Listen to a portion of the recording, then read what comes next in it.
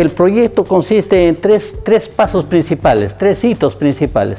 El primero es la colección de las 50 plantas medicinales en todos los lugares que existe a nivel de los 8 departamentos que comprende el estudio.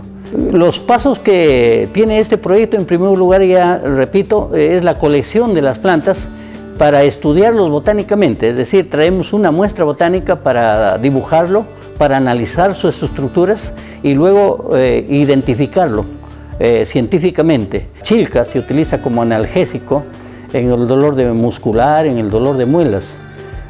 La chicoria es un estimulante hepático, ¿no? Tenemos el anís de pampa, que se utiliza como digestivo. Tenemos la grama dulce, que se utiliza como diurético, un potente diurético.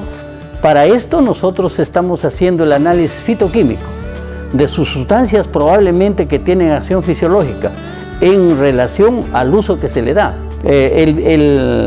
Otro de los objetivos después de la identificación taxonómica es la colección de las semillas de estas plantas. Puede ser semilla botánica, que son las semillas propias que se siembran en un almácigo para obtener las nuevas plantas, o también la semilla vegetativa, que son ramas.